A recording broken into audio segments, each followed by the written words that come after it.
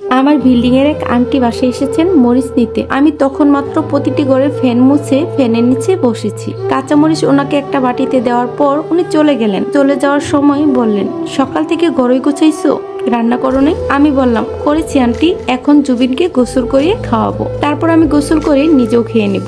Aunty থেমে গেল, দরজায় হাতল ধরে বলল, এইটা ভুল মা। আমি আন্টির কথা শুনে একটু থতমত খেয়ে গেলাম আর জিজ্ঞেস করলাম, কেন আন্টি? তিনি বলল, তোমার খিদা লাগে নাই? আমি বললাম, লেগেছে, কিন্তু আমি ওকে না খাইয়ে তো কখনো খাই না। তিনি বলল, এইটাই ভুল মা, আমরা সব মায়েরা এই ভুল করে থাকি। বাচ্চাকে এই অভ্যাসেও অভ্যস্ত করি যে তুমি আমার প্রথম প্রায়োরিটি। এই অভ্যাসটা থেকেই যায়। বড় হলে ছেলে যখন তোমাকে একটু ছিটাফোটা কোনো অবহেলা আঘাত করবে, তখন তুমি এই দিনের কথা মনে করে কষ্ট পাবে, ভাববে ওকে না খাইয়ে আমি কখনো খাই নাই, কত কষ্ট করেছি।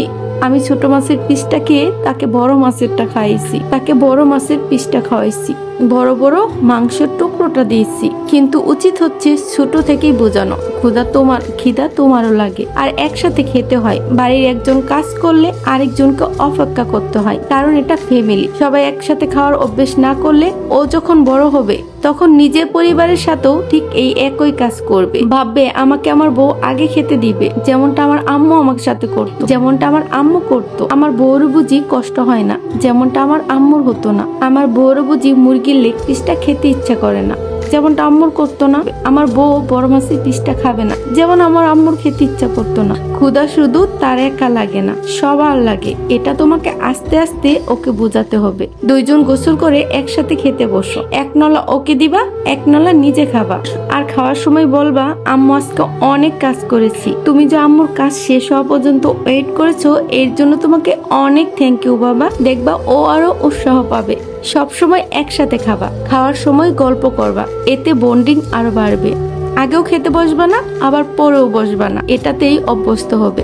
আমি শুনলাম শুধু, কিছুই বললাম না। খুব বেশি একটা পছন্দ না, কিন্তু আজকে উনি এত সুন্দর করে বুঝিয়ে গেলেন যা সত্যি আমাকে ভাবাচ্ছে। এভাবে বোঝানো যায়? সত্যি আমি আন্টির কথাই মুগ্ধ হয়ে গেছি। এভাবে তো কোনোদিন ভেবে দেখি নাই। আমি আন্টিকে শুধু থ্যাংক ইউ বললাম। সত্যি আমাদের কত কিছু শেখার বাকি জীবনে, শেখার কোনো শেষ নেই, শেখার কোনো বয়স নেই। আসলে আমরা বাচ্চাদের এখন থেকে যা শিখাবো তারা বড় হলে ঠিক তাই করবে। ছোট ছোট বাচ্চাদের যদি আমরা মা হয়ে এখনই ম্যানার্সটা শেখাতে না পারি, বড় হয়ে মানে কিছুই শিখবে না। না গুরুজনদের সম্মান করতে শিখবে, না কোনো নারীকে সম্মান করতে শিখবে, না কোনো নারীর কাজকে সম্মান করতে শিখবে, নারীর কাজকে প্রায়োরিটি দিতে শিখবে। ভাববে আমার আম্মুর মতো আমার বউরও বুঝি কষ্ট হয় না, সে আর সারাদিন কি করে, একটু রান্না বান্না, একটু ঘর গোছানো, এই তো, কি এমন কাজ করে। বড় হলে বউকেও তুচ্ছ তাচ্ছিল্য করবে, সাথে মা তো আছেই। তাই আমাদের ছোট থেকেই বাচ্চাদের শেখানো উচিত যে খিদা মাদেরও লাগে, খারাপ মায়েদেরও লাগে। এখন থেকে যা শিখাবো তাই শিখবে বাচ্চারা। তাই আপনিই ঠিক করবেন আপনার বাচ্চা ভবিষ্যতে কেমন হবে, ভালো বা খারাপ। একটা মাই কিন্তু বাচ্চাকে সঠিক শিক্ষাটা দিতে পারে, যেটা বাবারা পারে না।